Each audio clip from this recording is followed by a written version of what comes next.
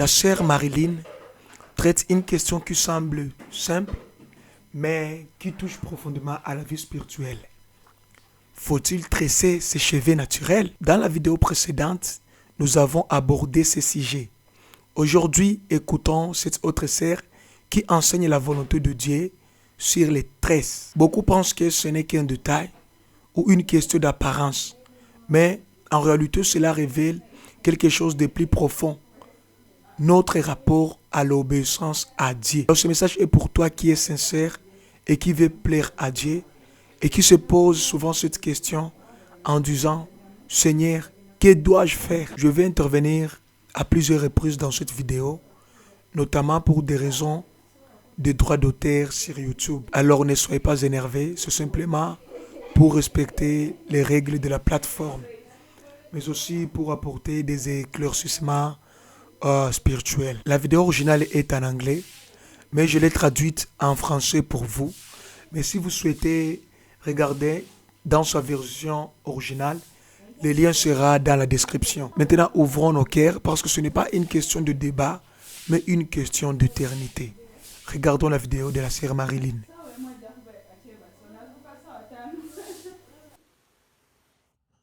Je vous salue tous au nom de mon Seigneur et Sauveur Jésus-Christ. Amen.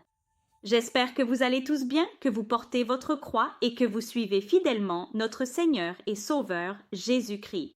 Alors, dans la vidéo d'aujourd'hui, je vais aborder la question suivante. Faut-il tresser ou plaquer ses cheveux naturels au naturel? Voilà la question que m'ont posée mes sœurs en Christ. Taylor Headley, j'ai bien reçu ta question. Claudine Dana, j'ai bien reçu ta question.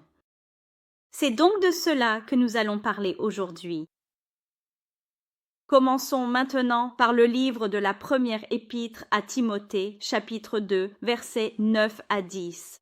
Il est écrit, de même aussi, que les femmes se parent d'une tenue décente avec pudeur et modestie, non avec des tresses, ni de l'or, ni des perles, ni des vêtements coûteux, non avec des tresses, de l'or, des perles ou des habits coûteux.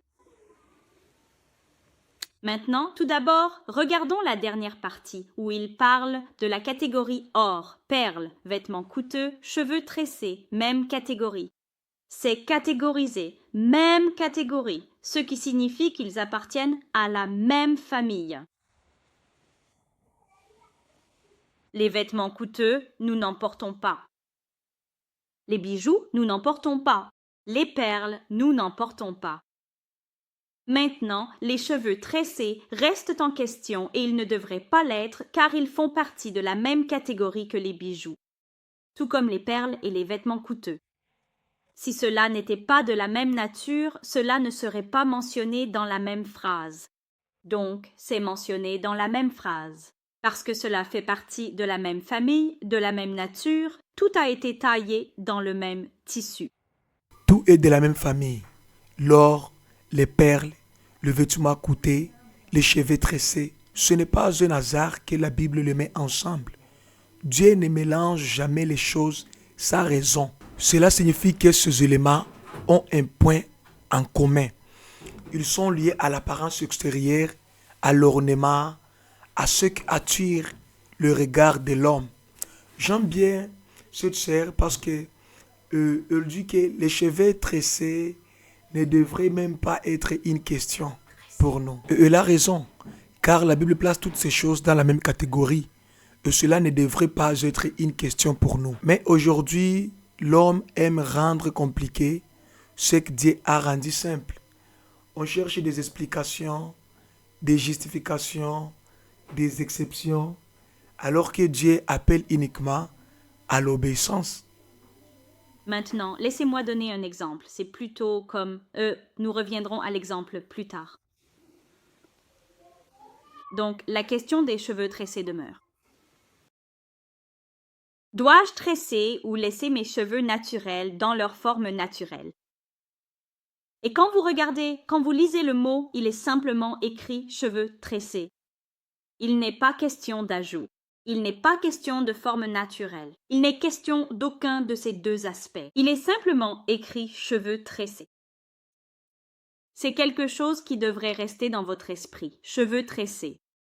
Cela généralise tout, que ce soit naturel ou non dans sa forme naturelle, cheveux tressés. Maintenant, quand on continue, il est écrit à la place. Mais ce qui convient aux femmes qui professent la piété avec de bonnes œuvres. Allons d'abord à Pierre. Que votre parure ne soit pas seulement extérieure, comme la coiffure des cheveux, le port de l'or ou le vêtement d'habits somptueux, mais que ce soit plutôt la parure intérieure et cachée qui réside au plus profond du cœur, avec la beauté impérissable et incorruptible d'un esprit plein de douceur et de tranquillité paisible, ce qui est d'une valeur immense et tout à fait inestimable devant le regard de Dieu. Maintenant, il dit que nous ne devrions pas.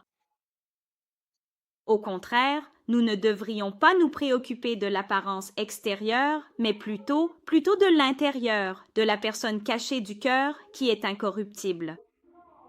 Nous devrions plutôt nous concentrer là-dessus. Donc, le mot « plutôt » efface le premier mot, les premières phrases. Quand vous dites « plutôt », vous effacez les premières phrases. Maintenant, nous devons nous concentrer sur la partie suivante. C'est plutôt comme ne pas laissez-moi expliquer. C'est l'exemple que je voulais donner. C'est plutôt comme ne te concentre pas sur la maison de l'ennemi, ne te concentre pas sur la maison du diable, concentre-toi plutôt sur la maison de Jésus. L'apôtre Paul ne nous demande pas de négliger l'apparence extérieure, mais de ne pas en faire une priorité. Et cela est vrai. Mais il faut aller un peu plus loin, mes frères et sœurs.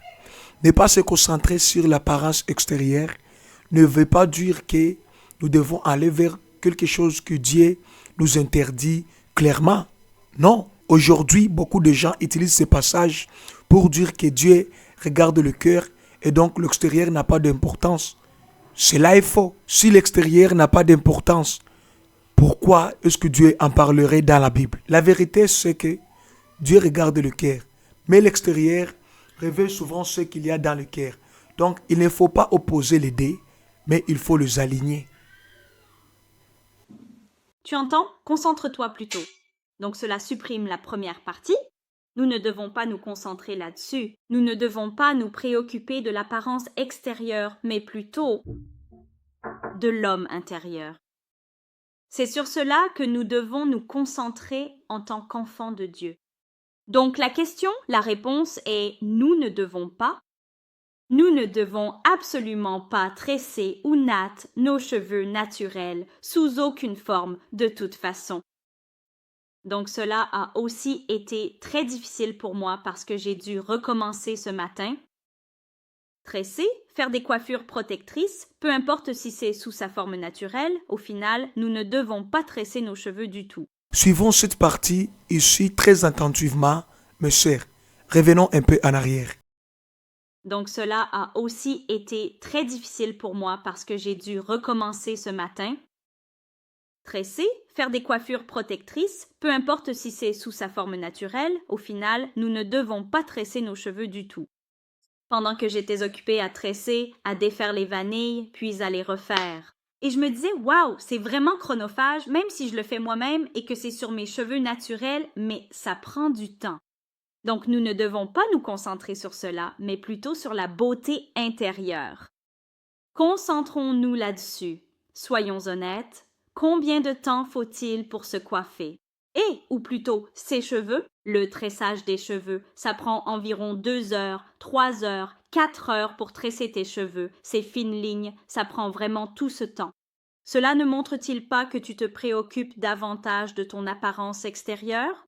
Combien de versets aurais-tu pu lire en 4 heures? Combien? Qu'aurais-tu pu accomplir si tu t'étais concentré sur Jésus? Donc, elle faisait des nattes, elle tressait ses cheveux, puis elle les défaisait. Et je sais que beaucoup de femmes font cela sous prétexte qu'ils vont faire pousser leurs cheveux. Mais la sœur Marilyn dit ceci. Quand elle a commencé à réfléchir combien de temps cela prend pour faire ces nattes-là, elle a compris quelque chose de profond. Ce n'est pas seulement une question de chevet, mais une question de priorité du cœur. Quand tu passes 2 heures à faire les nattes, à faire les cheveux, cela montre que ton attention est concentrée sur cela. Et sans même te rendre compte, cela devient une idole. Une idole, ce n'est pas seulement une statue. C'est tout ce qui prend trop de place dans ton cœur ou dans ton temps. N'oublions pas que Dieu aime la simplicité. Dieu aime ce qui est pire. Dieu aime ce qui n'attire pas la gloire sur l'homme, mais plutôt sur lui. Donc le Seigneur a dit, je t'ai donné le choix. Je t'ai donné le choix entre la vie et la mort, entre la malédiction et la bénédiction. Oh, j'en appelle aux cieux pour témoigner du choix que tu fais. Combien j'espère que tu choisiras la vie afin que tu puisses vivre plus longtemps avec tes descendants. Alors maintenant, nous devons choisir la vie. Je choisis la vie. Aujourd'hui, j'ai choisi de laisser tomber le tressage. Ça n'en vaut pas la peine. Oui, cela me facilite la vie. Je n'ai pas à gérer beaucoup de nœuds, de démêlages et tout ça. Nos cheveux africains nécessitent de l'entretien. C'est tout un travail. Mais si la parole dit que nous ne devrions pas, qui suis-je pour aller contre la parole? Je ne tresserai plus mes cheveux. À la place, je choisis de faire confiance à Dieu. Je sais que ma mère me demandait cette semaine genre « Comment vas-tu faire pousser tes cheveux ?» Tu as dit que tu voulais des cheveux jusqu'à la taille. Tu as demandé à avoir des cheveux jusqu'à la taille. Comment est-ce que ça va pousser maintenant que tu arrêtes de tresser? Je lui ai dit « Tu sais quoi, maman? Je choisis de faire confiance à Dieu pour mes cheveux. » Il m'a montré dans un rêve qu'il a approuvé. Il me donnera les cheveux longs, donc je ne vais pas lui demander comment il va s'y prendre. En fait, tresser mes cheveux montre que je prends les choses en main moi-même. Cela dit à Dieu que je dis « Je peux faire pousser mes propres cheveux par mes propres moyens. Je peux faire pousser mes cheveux, mais qui suis-je pour faire pousser mes cheveux alors que je ne suis même pas celle qui les a créés? Dieu est celui qui a fait mes cheveux, il connaît même le nombre de cheveux sur ma tête. C'est donc lui qui doit faire pousser mes cheveux à la longueur que je lui ai demandée. » Certaines personnes disent « Je tresse pour faire pousser mes cheveux ». Mais cela révèle quelque chose de plus profond. Cela montre une dépendance aux méthodes humaines plutôt qu'à Dieu. Qui fait pousser les cheveux? Ce n'est ni les tresses, ce n'est ni les produits, c'est Dieu. Ce n'est pas l'homme, c'est Dieu qui fait pousser les cheveux. Quand tu commences à compter sur des méthodes pour obtenir un résultat, tu peux tomber sur une forme subtile de confiance en toi-même. Alors que Dieu veut que tu lui fasses confiance, même dans les choses les plus simples. La Bible dit, demandez, vous recevrez. Même pour les cheveux, vous pouvez dépendre de Dieu. Cela peut sembler être petit, mais avec Dieu, rien n'est petit. Même les femmes occidentales, leurs cheveux ont été faits par Dieu. Oui, elles sont nées avec. Leurs cheveux viennent de Dieu. C'est lui qui leur a donné ces cheveux. Alors pourquoi me le refuserait-il? Vous savez, il a dit « Demandez et vous recevrez. Cherchez et vous trouverez. Frappez à la porte et elle vous sera ouverte. Et je frappe à cette porte et je demande. » Et il a déjà dit « Oui. » Alors maintenant, je choisis de m'accrocher à sa parole et d'attendre les cheveux. Je ne sais pas comment, mais tu sais quoi? L'œil physique. Oh, ma compréhension est, elle est de ce monde et je ne peux pas comprendre les voies de Dieu. Mais il interviendra certainement pour moi, d'une manière ou d'une autre. Peu importe que je ne comprenne pas comment, ce qui compte, c'est qu'il le fera, cela sera accompli. C'est une question d'activation, dans le physique, dans le domaine spirituel. Mon « hey » est là. Il a déjà été envoyé. Il s'agit maintenant pour moi de le recevoir. Alors je choisis de faire confiance à Dieu, je choisis de lui faire confiance.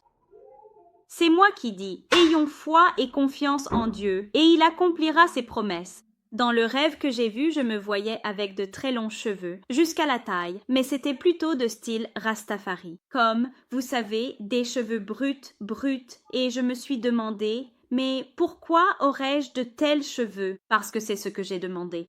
Et puis j'ai vu l'ange de Dieu venir pour démêler ses cheveux bruts, pour les peigner et les rendre soyeux. Et j'ai vu le diable dire « Ah, ah, ah, ah, ah » à l'ange de Dieu. « Pourquoi est-elle digne de cela ?» Et l'ange de Dieu a dit au diable « inspecte, inspecte, et tu verras que ses cheveux sont bruts. Inspecte ses cheveux, donc elle est bien digne de recevoir ses cheveux. » Et après cela, j'ai vu le diable être vaincu et l'ange de Dieu. Il a continué à peigner mes cheveux et ils sont devenus si soyeux, si beaux, si faciles à coiffer, comme si j'avais maintenant de magnifiques cheveux. Je me souviens que dans le rêve, j'étais tellement excitée et je n'arrivais pas à y croire. Et Dieu m'a montré cela et ce sont les cheveux que j'ai, tu sais. Je vais conclure donc cette vidéo, mes frères et sœurs, car ce message va au-delà de cheveux. Ce message parle de l'obéissance à Dieu, surtout chez mes sœurs qui nous suivent.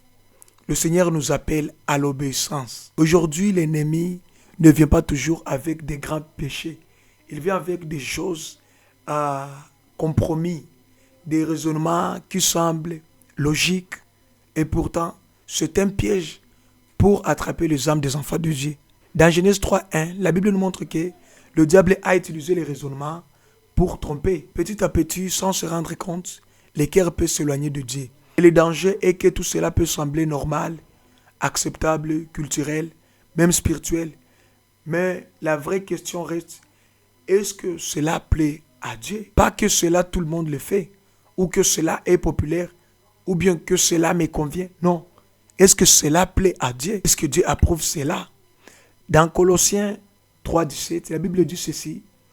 Et quoi que vous fassiez, en parole ou en œuvre, faites tout au nom du Seigneur Jésus. C'est pourquoi la Bible nous dit cela?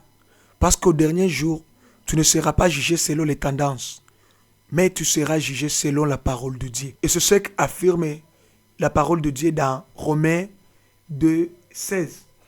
Les jours où, selon mon évangile, Dieu jugera par Jésus-Christ les actions secrètes des hommes. Alors, aujourd'hui, prends un moment pour t'examiner, de regarder comment tu marches avec le Seigneur, de regarder comment tu marches avec la parole de Dieu. C'est ce que nous dit 2 Corinthiens 13:5. Examinez-vous vous-même pour voir si vous êtes dans la foi. Alors examine ton cœur, examine tes choix, examine même les petites choses. Car ce sont souvent les petites choses qui ouvrent la porte aux grandes shit. Cantique des Cantiques, dès 15, nous dit ceci. Prenez-nous les petits renards qui ravagent les vignes. Dieu nous appelle à une vie de simplicité, à une vie de sainteté. Que Dieu vous bénisse et retrouvons-nous dans la prochaine vidéo si Dieu le veut. Amen.